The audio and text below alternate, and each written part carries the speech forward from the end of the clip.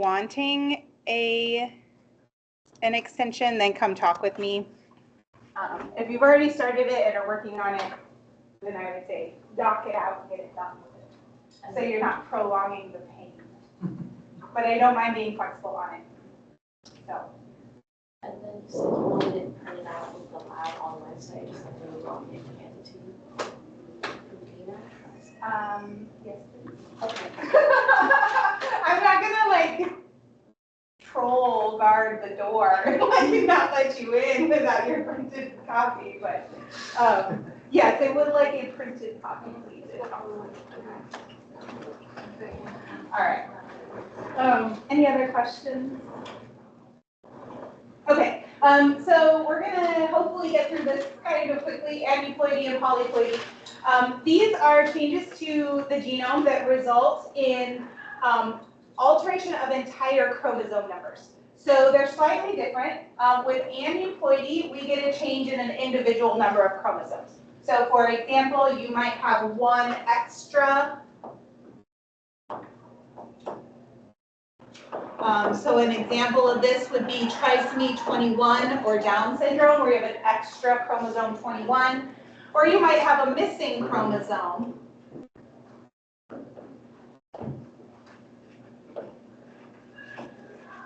So our example here would be Turner syndrome.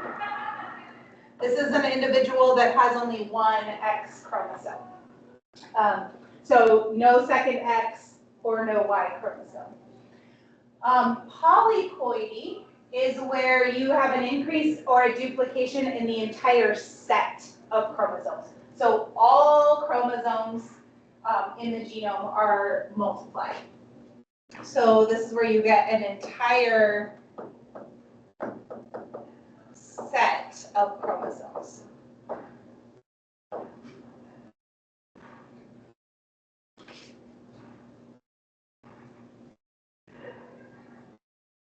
Oh, why is that bar down?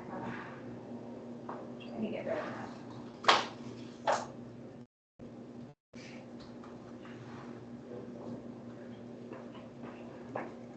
All right, so we're going to talk about aneuploidy first, and what causes aneuploidy.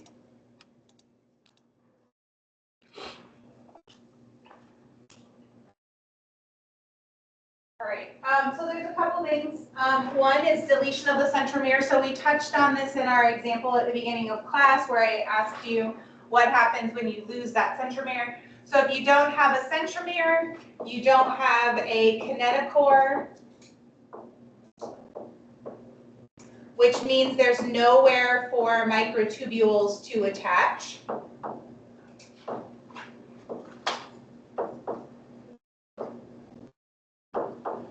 So that means that your chromosomes are not going to be pulled apart correctly. And probably what's going to happen is that this is eventually, it's going to lead to that centromere, or sorry, that chromosome being lost. You can also have aneuploidy caused by a Robertsonian translocation. Basically, if you lose that little segment, you lose that small chromosome that's the result of that Robertsonian, you're going to be lacking a chromosome. If it's a true Robertsonian, you may have the major chunk of that chromosome still represented, but somewhere else in the genome. But as far as chromosome numbers go, you're going to lose a chromosome when you lose that small chromosome. So aneuploidy isn't necessarily a reduction in chromosome, it's just changes in number of individual chromosomes. Correct, yes. So aneuploidy can either be an extra or a missing. The other way, and I'll go through and show you an example in just a minute. The other way you can get aneuploidy is by non-disjunction. So non-disjunction is where chromosomes don't separate.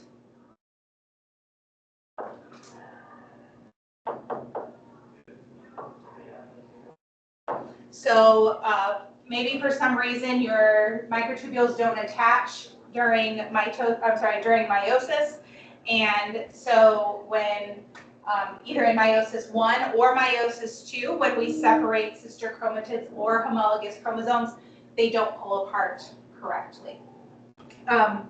This is not necessarily because of a deletion. It just means that for some reason the microtubule did not attach. So the chromosome is there, the centromere is there, but they're not separated correctly. Non-disjunction is probably going to be the most common of these reasons for having aneuploidy. All of them are probably pretty rare, again, because if you're missing or gaining a chromosome, the cell's probably not going to survive past fertilization. But of these, non-disjunction is probably the most common.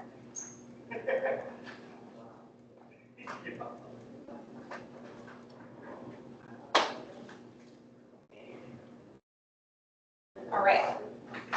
So non-disjunction, failure of chromosomes to separate during cell division. So we've got a couple of different examples here. This can either happen in meiosis 1 or meiosis 2. And where it happens affects the outcomes of the cells. And then over here on the far side, we've got non-disjunction in mitosis. Because we're genetics and we're talking about heredity, we are more worried about what's happening in meiosis 1 and meiosis 2 because that's going to affect our gametes, which is going to affect our next generation. But the same idea applies to meiosis. If they don't separate correctly, you're going to have the wrong number of chromosomes in your daughter cells. So if we just look as an easy example of non-disjunction in mitosis, let's say in this one that the blue chromosomes don't separate. So these two don't pull apart. So when you are separating your sister chromatids, pulling those apart, your red separates, you get one in each cell, but the blue don't separate. And so this cell ends up with the extra chromosome, got 2 blue chromosomes when it should only have 1. And this one over here ends up missing that blue chromosome.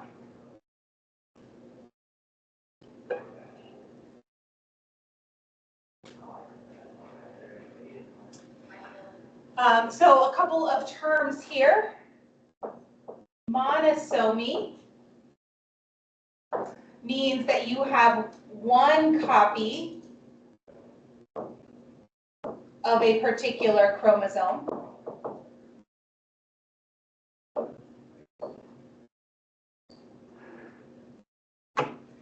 And then trisomy means you have 2 copies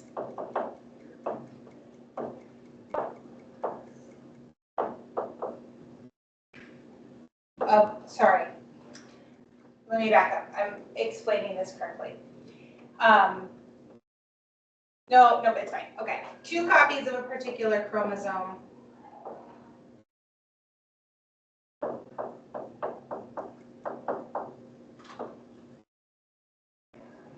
in the gamete. Hold on. This is my problem. Monosomy is going to result in no copies of a particular chromosome. Sorry, that's where I got mixed up. The reason is that if you're looking at mitosis over here, we've got no copies of the blue. And so you end up with only 1 copy of the homologous pairs. So this is going to result, for monosomy, this is going to result in a mature cell with only 1 of the homologous pair.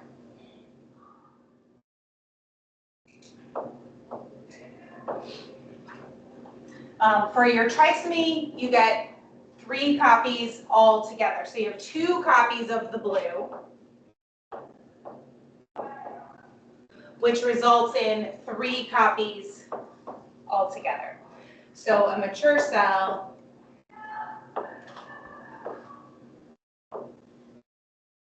has 3 homologous chromosomes.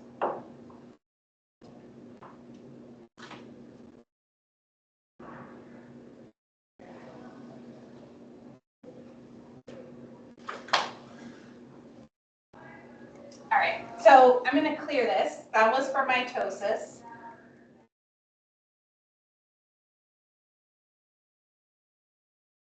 For meiosis, because we're producing gametes and they're going to come together, the monosomy and trisomy comes up or is shown once fertilization happens.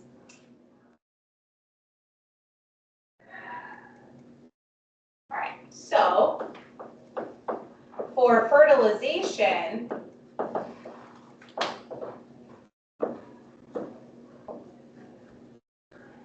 monosomy results from one of the gametes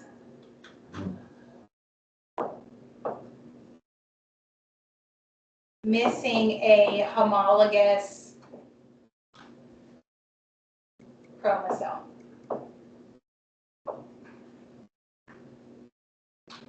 And then trisomy results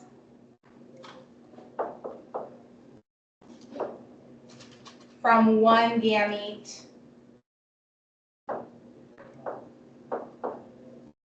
with an extra homologous chromosome.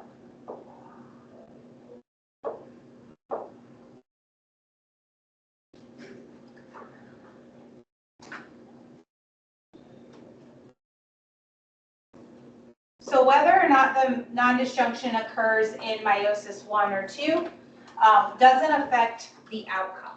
So if you think about all 4 gametes, at the end of mitosis, we're going to have 4 gametes.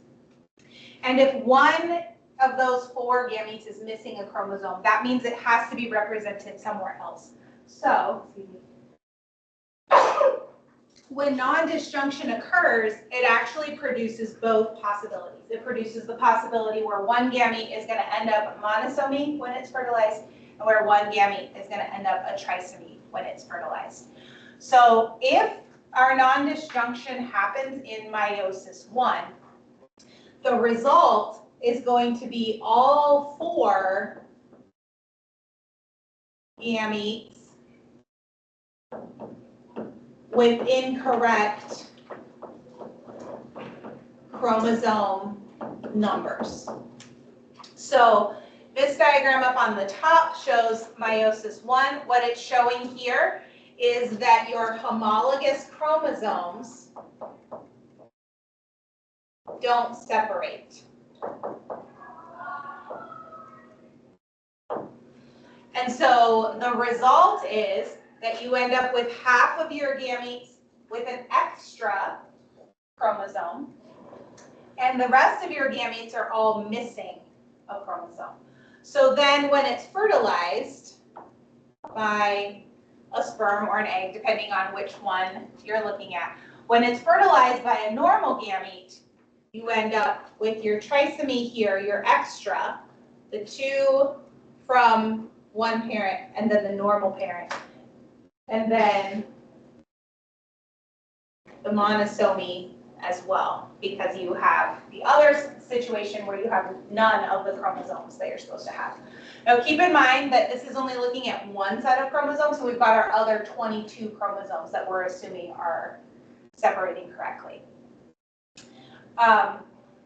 If our non-disjunction happens in meiosis 2, we actually get half normal chromosomes, or I'm sorry, half normal gametes.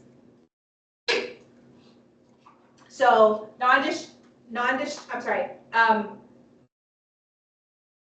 segregation of chromosome happens. We separate our homologous chromosomes. And then one of our sets of gametes is going to be correct. We've got the normal gamete plus the normal gamete, we get our normal number, our diploid cells. For the other one, if meiosis, that's not what I wanted to circle. If meiosis 2 has the non-disjunction, then the other set of gametes, the other two gametes, are going to be where we see our monosomy and trisomy. So if these two don't separate, we get a similar situation to up here.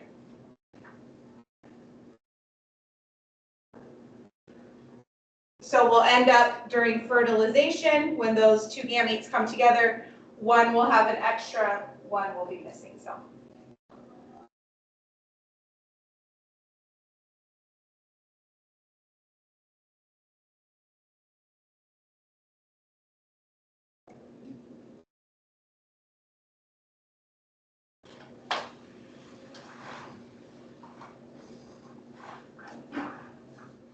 Are there any questions on this?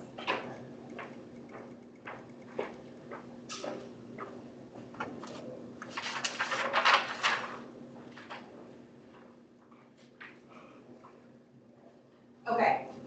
I cannot remember, did I give you a handout with this diagram on it? Well, that's unfortunate. I meant to. We can still do it together. Okay, so we're going to draw out what this would look like in human chromosomes. So we're going to go through meiosis. What is our chromosome makeup to start with? A normal chromosome makeup at the beginning of cell division. What are we going to start with? How many chromosomes for humans? 23. 23, but we're diploid. So we have 23 types, but 2 sets, so we're going to start out as 46. If we go through normal meiosis, what should our result be? How many chromosomes should be in each of our gametes? 23. Very good, yep, 23. So we should get haploid cells that equal 23. All right, so we're going to start out 2n equals 46. Let's say that meiosis 1, and this is going back to cell division, which has been a while now. Meiosis 1 happens. We separate our homologous chromosomes. So how many chromosomes should we have after the first cell division? 46. 23, there you go. So in meiosis 1, that's where we separate our homologous chromosomes. And the sister chromatids are not separated yet, but the homologous chromosomes are. So meiosis 1 is where we have our chromosome number reduction to haploid. All right, so if we have correct separation in meiosis 1, we should end up with haploid cells after meiosis 1. So let's say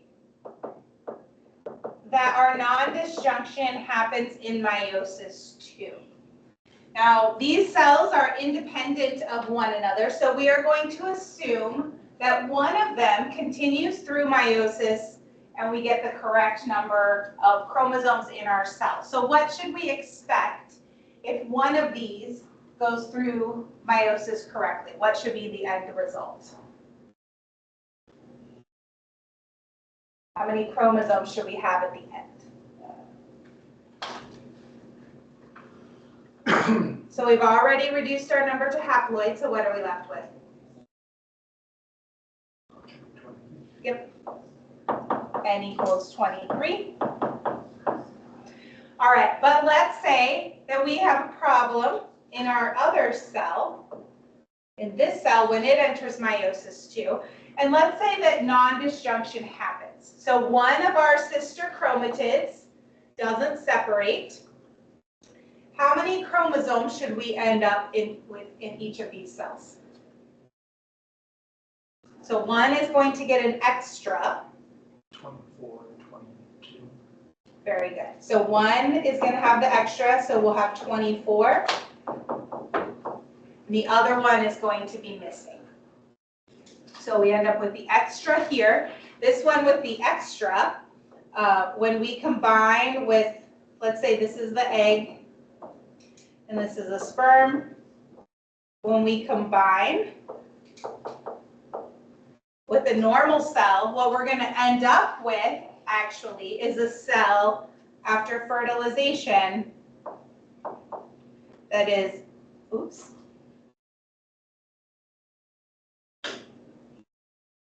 So after fertilization, it's going to be diploid, and we would say then that it is 46 plus 1. So indicating that this one has an extra after fertilization. If we say that the egg over here is fertilized by a sperm that's normal, we get the opposite. We get a diploid set of chromosomes that should be 46, but it's missing 1.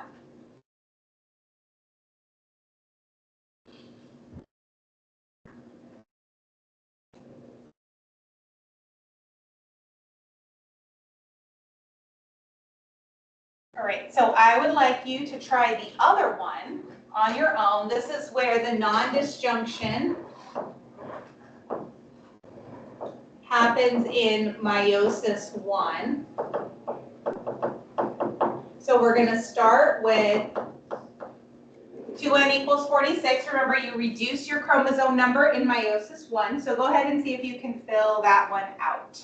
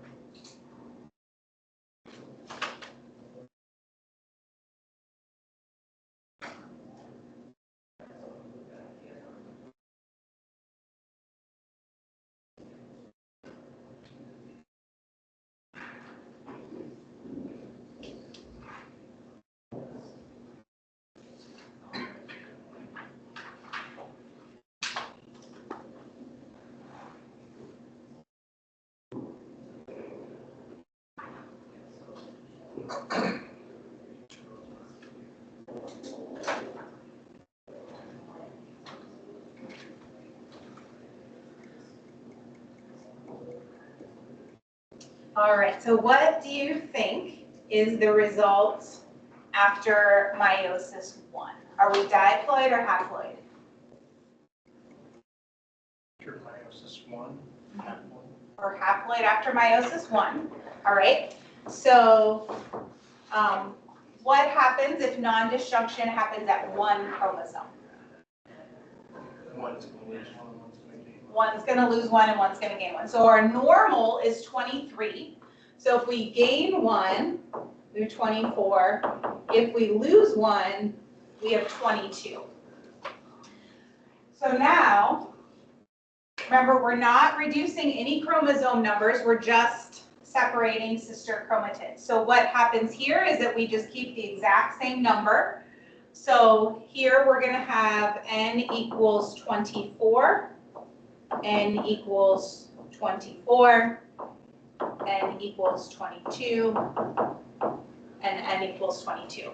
So our result is similar to this one, except that all of our chromosomes represent an aneuploidy.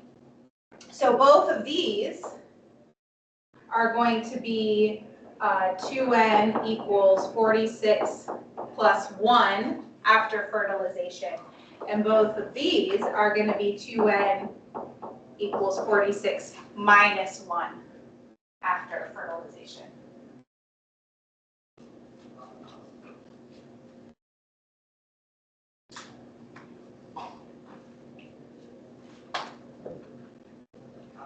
Are there questions on this?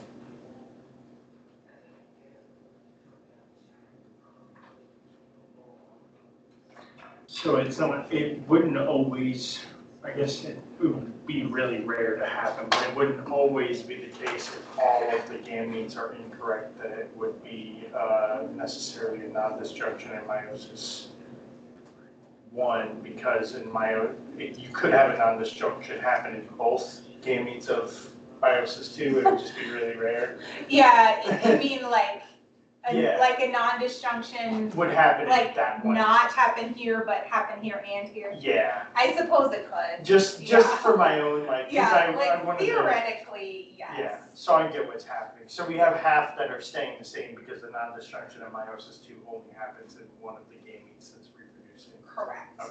Yeah, so keep in mind that these are individual cell divisions. So we go through meiosis one and then we enter the next one. We repeat. So the chromosomes will get released and then the microtubules reattach. And so it's probably only going to happen in one. Yeah. All right, any other questions? Okay. So this slide, I'm really just going to kind of let you write it down. These are just some terms kind of summarizing what we've just talked about. We talked about monosomy and trisomy already. A nullisomy, null means none. So this is where you basically end up with an individual that is missing an entire chromosome. So both copies of the homologous chromosome are missing. As I said earlier, humans and animals don't do well with missing chromosomes. If you have an entire chromosome missing, no copies of either one, it's not survivable because all of our chromosomes are going to have at least some number of genes that are critical for living. So there are no known survivable nullisomies. Monosomy, there's a couple of them. Turner syndrome is one example. Trisomy, gaining one, Down syndrome is an example. Another one that we mentioned earlier in the semester is Klinefelter's. This is where an individual is XXY. So you get non-disjunction of the sex chromosomes there. Tetrasomy is where you gain 2 extra chromosomes, probably the same chromosome. These ones are going to be super rare as well for the same reason. Basically, because of evolution, we have evolved to have a specific number of each of our genes, and when we have extras or not enough, it's not compatible with survival.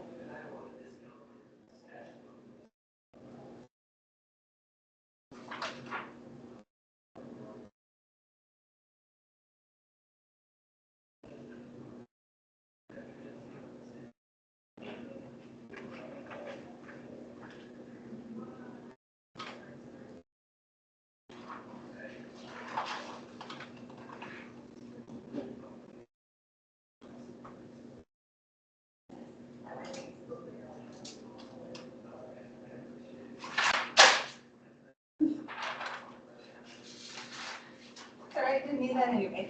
All right.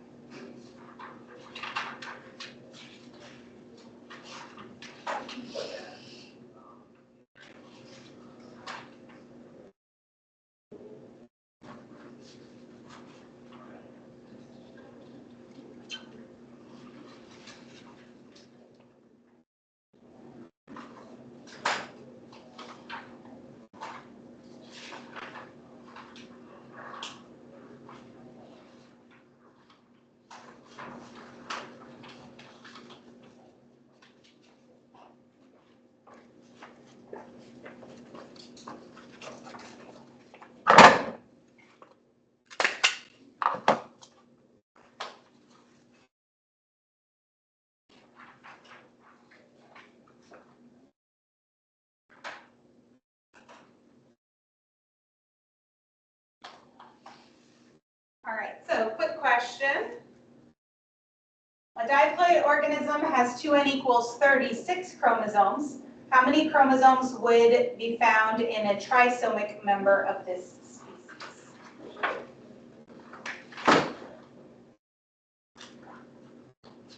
species? 37, very good. So normal number, trisomy means we have an extra. So our 2n equals 36 plus the extra, so 2n equals 37 in this case. What if a member was monosomic, what would it be? 5. Very good, yeah, monosomy would be 2n equals 35. Very good, all right. All right, so you should already have this in your notes. A couple examples, sex chromosome aneuploid examples, Turner syndrome, Klinefelter syndrome. We're going to talk a little bit about Down syndrome since this is the most common of the aneuploid disorders in humans. The reason that it's the most common is because it's the most survivable. So especially now there's lots of treatments, surgeries, etc. that treat the phenotype for this disorder. But the reason we see it so commonly is not have anything to do with chromosome 21 necessarily. Well, it does, but it's because it's survivable. But the reason it's survivable is because chromosome 21 is a really small chromosome. So besides chromosome 22, it's the smallest. The X chromosome is pretty small, but chromosome 21, sorry, the Y chromosome 21 is still smaller. So it's the second smallest chromosome. And that relates to survivability because smaller chromosomes have less genes on them. So small chromosome means less genes are represented as trisomic. So of that chromosome 21, there's a region, basically a Down syndrome region, where we have genes that are all affected by this trisomy. So again, the reason that we see it is mostly because it's survivable. It has to do with what genes are affected and how many genes are affected. There's a few other ones. The other ones are usually the smaller chromosomes.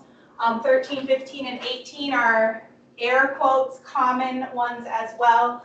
What I mean by common is just that sometimes individuals survive them and so we see them. I am not aware of any of the bigger chromosomes being trisomic. It's very possible, I just don't know of any disorders that are related to those ones. So about 75% of Down syndrome occurs in the egg due to non-disjunction. So most of the cases are from non-disjunction in the egg specifically. It can happen in the sperm. Most of them occur in the egg. You all are probably familiar with the Down syndrome characteristics. I've got some of them listed there. But again, these are things that are survivable, especially now with different treatments, heart surgeries, and things like that for the disorder.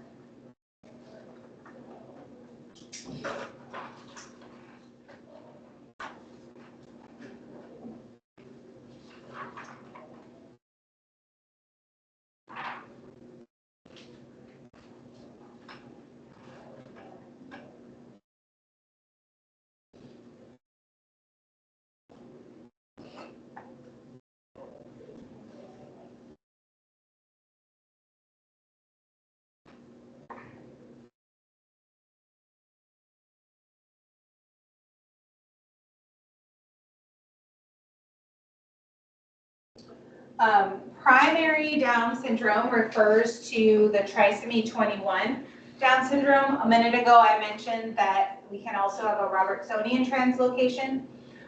So that does not, that's a separate origin for Down syndrome. When we say 25% random non-disjunction in the egg, basically, I'm sorry, 75%. Basically, that means 75% of Down syndrome cases are non-disjunction in the egg. About 3% are Robertsonian, and then the other 22% are going to be non-disjunction in the sperm. All right, I'm going to skip a slide real quick and come back to it. A couple other aneuploidies. We're not going to go into these just for time's sake, but if you happen to be interested in them, these are a couple that you could look up. We've got Edwards syndrome, Patau syndrome, and then trisomy 8. Trisomy 8, I apparently lied a minute ago. Chromosome 8 is the bigger one.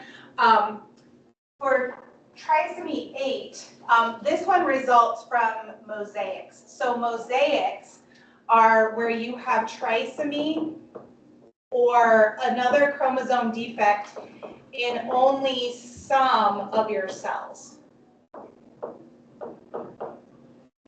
So if you have a gamete that has an aneuploid situation, then any cells that come from that gamete are going to be aneuploid.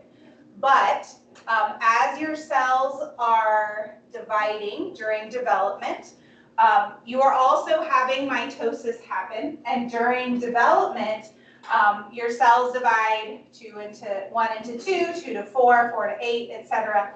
If along the way you have a mitotic non-disjunction, what you'll end up with is some cells that have that trisomy. So a mitotic non-disjunction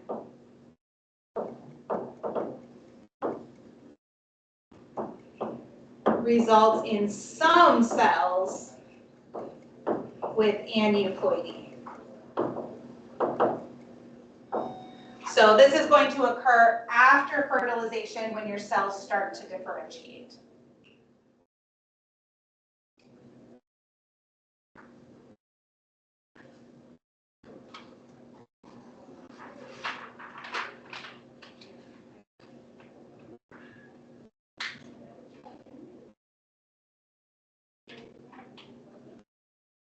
I'm not going to ask you about these other, like the names, like what is Edwards syndrome. I'm not going to ask about those since we're not going into details there. But if you are interested in the phenotypic effects, you're welcome to look those up.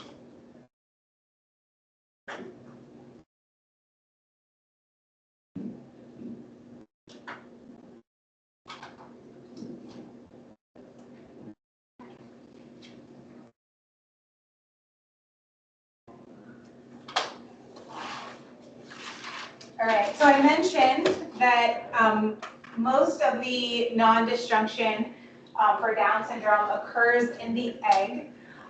The reason for this has to do with meiosis and how meiosis progresses in females.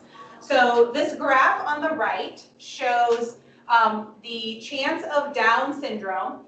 And you'll notice that it starts to spike or starts to increase around 35, and then after 40, the chance of Down syndrome goes up quite a bit, up to 1 in 12, compared to 1 in 2,000 for younger mothers.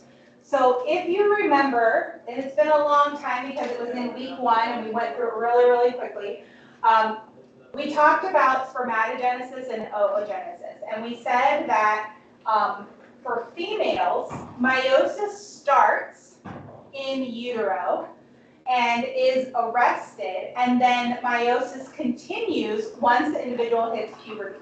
So basically what happens is everything sits suspended in meiosis in the oocytes until the female reaches sexual maturity.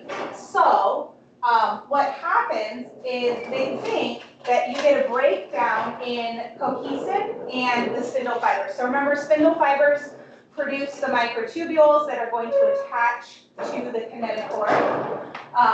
And so they think that what is happening is that the microtubules are not forming correctly to actually pull the chromosomes apart. Or they're forming, but they are breaking down when they're sitting there for that 12, 15 years, 40 years, however many years it happens to be. So most of the aneuploids are aborted spontaneously. We talked about this several times already. When you have missing chromosomes, meiosis doesn't happen correctly, gene expression doesn't happen correctly. And so most of them are never even seen.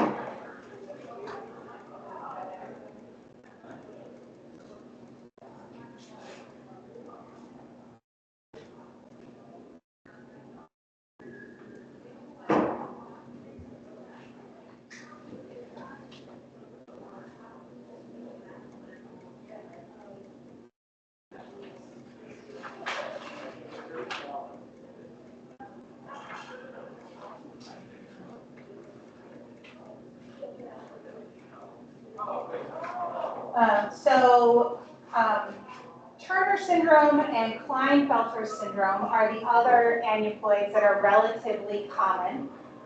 Those are related to the sex chromosomes. Why?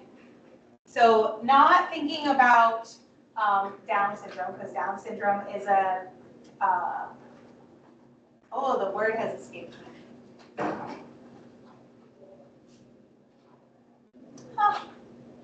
The word for the non-sex chromosomes has left my Autosomal. Autosomal, there we go. And it's just gone. Okay, I feel like that's not one that should have left. That's one I There's so say. many of them. It Yeah, just that's fits one that I say all the randomly. time. Okay, so why might sex chromosome aneuploids be more common than autosomal aneuploids?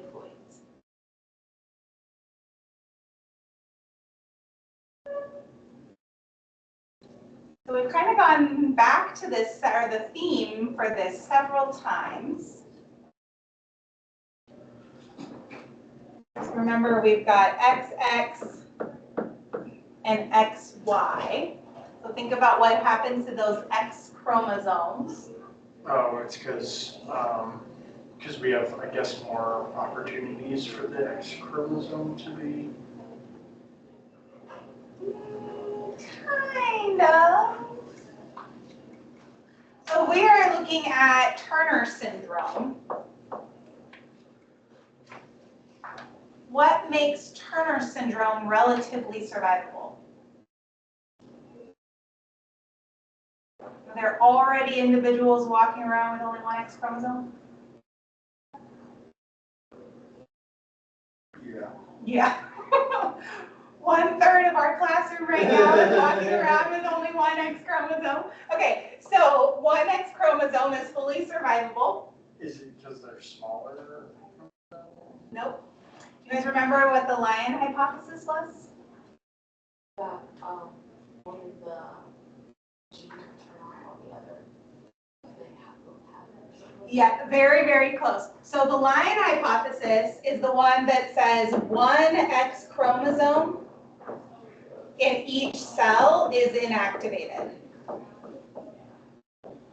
Remember, this was related to dosage compensation.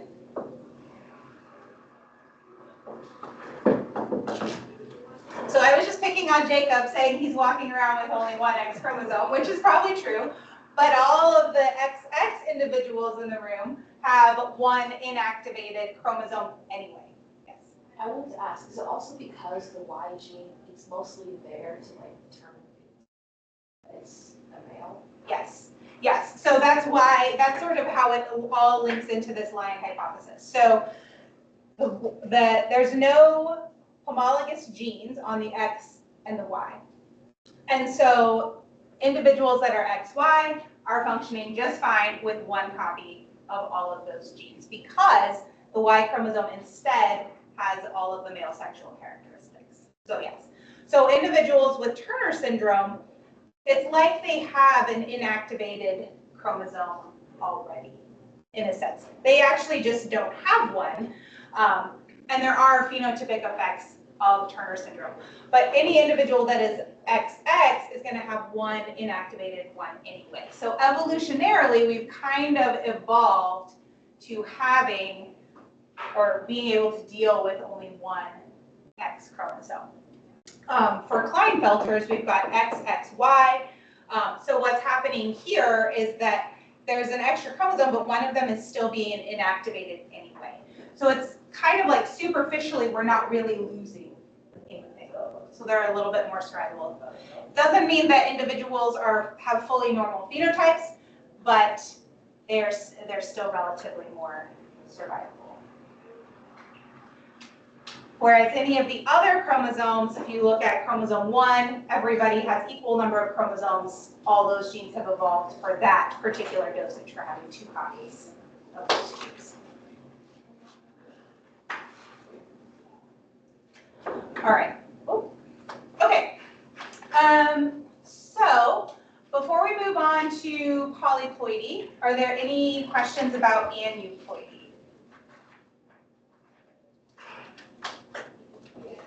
This chapter is a bear. Oh my gosh.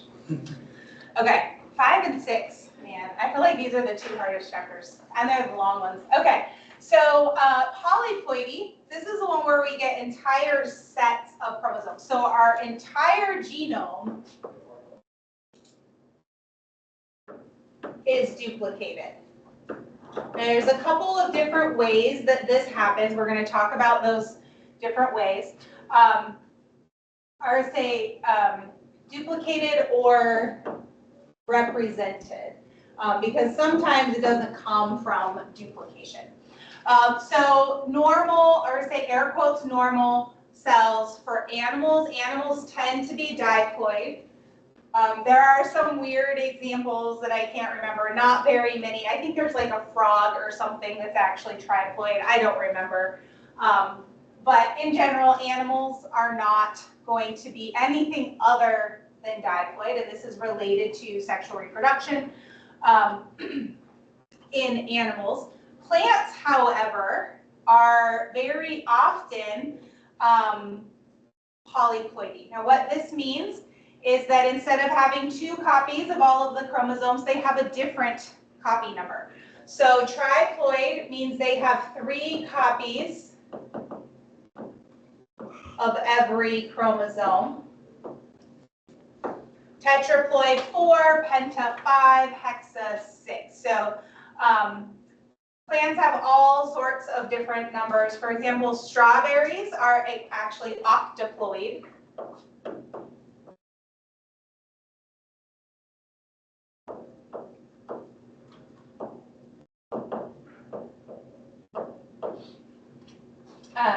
So this is kind of a normal situation for plants. So there are 2 different ways that we get polyploidy. They are called allopolyploidy and autopolyploidy. So we're going to talk about the difference between those 2. So starting with allo means other. Poly means many, and ploidy means chromosome number. All right, so poly is going to indicate anything other than diploid. Allo means that chromosomes originate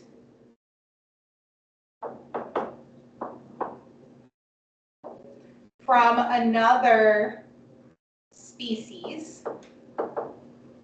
Poly means more than diploid, and then ploidy just means more chromosome numbers. Auto is going to mean that the chromosomes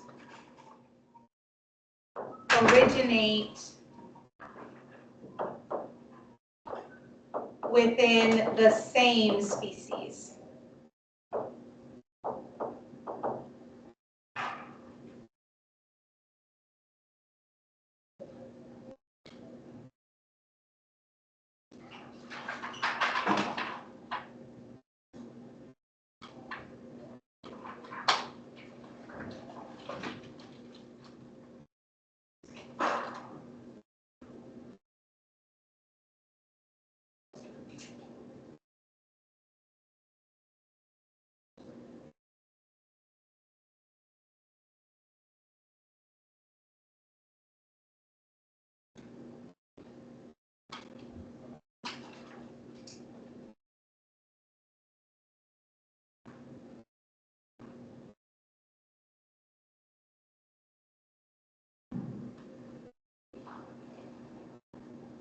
So this gets to be really kind of weird. We see these things happen in plants and they don't usually happen in animals. Plants are really weird. They have really weird genetics. It's thought that the reason for polyploidy in plants has to do with, to some extent, with UV damage. So plants are obviously exposed to sunlight all the time. And with that, you get UV radiation and DNA damage. So it is thought that polyploidy evolved as a way to sort of balance out UV damage. So if one of your chromosomes is damaged by UV radiation, you still have more copies for that. Organisms that are polyploid tend to be larger, and it's simply a volume thing. If you have more DNA, your cells have to be bigger. If your cells are bigger, the organism is larger. And so we see lots of foods that we eat, such as strawberries. Many of those are polyploid simply because they're bigger. They're selected for being bigger, and sometimes that selection comes from being polyploid.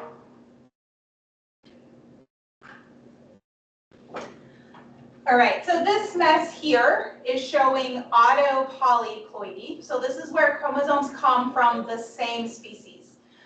So this is, just like we were talking about for aneuploidy, going to come from non-disjunction. So basically, you get for some reason, your chromosomes don't separate. So this could be that you had DNA replication and your sister chromatids separate, but for some reason, the cell doesn't actually divide. You don't get cytokinesis, and those chromosomes just stay within the same cell. You can also get autopolyploidy from self-fertilization. So you might have non-disjunction, so your chromosomes don't separate, and then a self-fertilization event, because many plants will self-fertilize.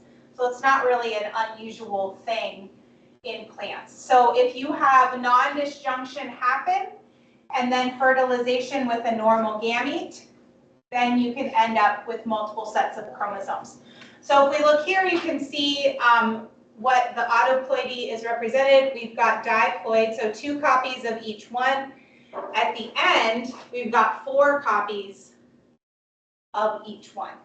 Down on the bottom, we start with diploid, 2 copies, and then at the end, when we go through fertilization, we have 3 copies of each one.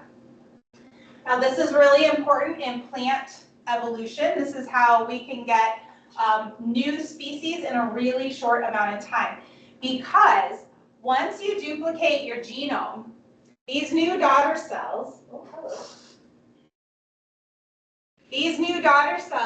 gametes, are no longer going to be compatible with the parent species.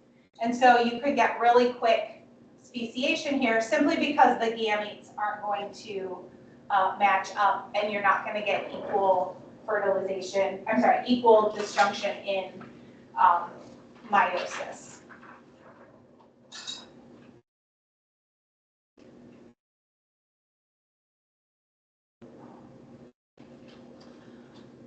All right, so this is just showing a couple different ways that you can get autopolyploidy. It's kind of hard to see up here because this figure is a little bit crazy, but it would like you to go back and look at this figure 6.25, and just kind of like mentally work through how the triploidy is working in this example, because it's got all kinds of crazy non-disjunction happening there.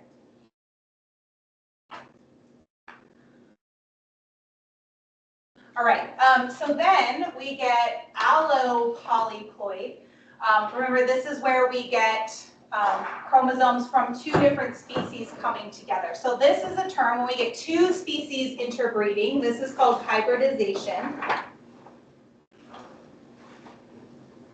So two different species interbreed.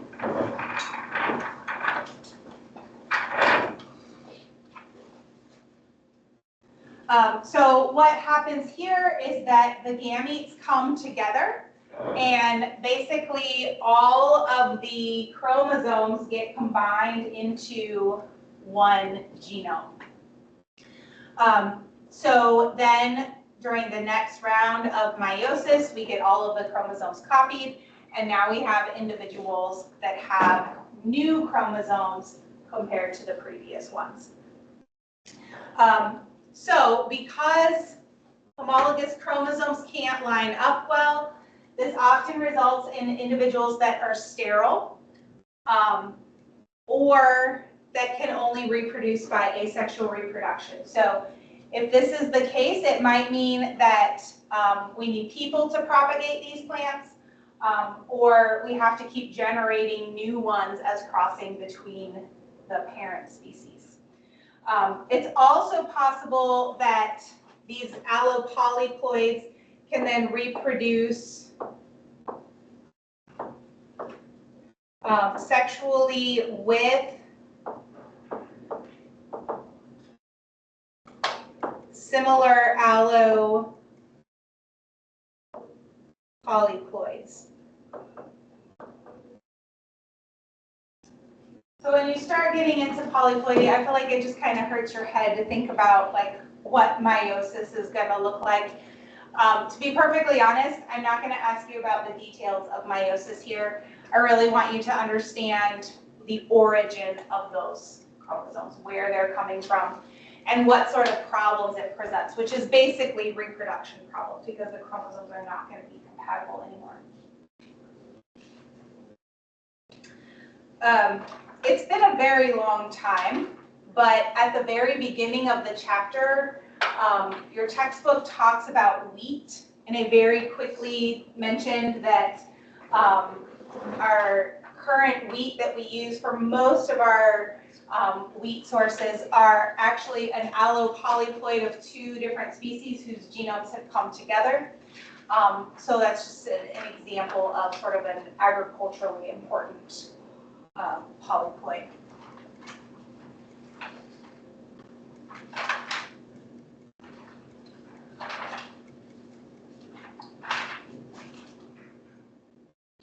All right, so last slide. Polyploidy is important for two reasons. One, I already mentioned, increased cell size, which means larger plants, and then also evolution. So polyploidy is one of the ways that we get new plant species, but it doesn't have to be plant species. It is thought that the vertebrate genome has duplicated twice. Once in the ancestor of jawed vertebrates and then again in a fish ancestor. So doesn't mean that polyploidies never happen. It's relatively uncommon. But what happens here, if you have polyploidy, sort of similar to gene duplication, if you have the original copy, that gene can continue to do its function, and all of the others can sort of evolve into new functions, usually related functions.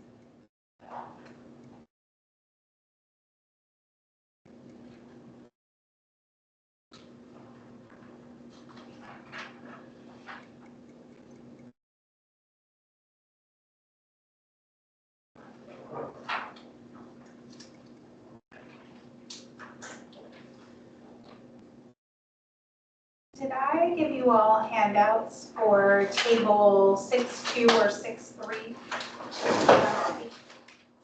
Or like 2 weeks ago? Table 6.3 is just different types of chromosome mutations. Oh, I need to have it situated. If not, I will print it up for you and bring it on Wednesday. It's just basically a summary of the different types of chromosome. Oh, let me unhide it. So it's just a summary of the definitions of the different mutations, the chromosome level mutations. Do you guys have that one? Yeah. Okay. 6.3, I don't see it. 6.2 is not super important. This is just examples of polyploid crops. I'm not going to ask you about any of these. I probably didn't print it because it's not super important. But just if you're interested, there's some examples there. But table 6.3 is a nice, just kind of a nice study tool for going through the different chromosome mutations.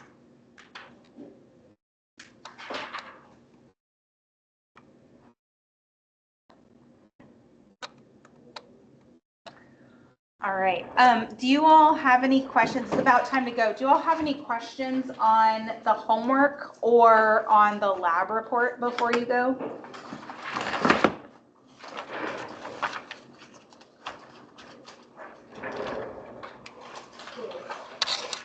Okay. On Wednesday, we are doing the, I forgot the lab number, but the PGLO restriction digest. So before we start that, I'll cover restriction enzymes a little bit for class. We might do a little bit of chapter 7. I'll decide that at some point. And then we'll get started on lab. So if you would come with your pre-lab for the PGLO lab. And we'll do that on Wednesday. Hopefully no last minute room changes. That would be nice.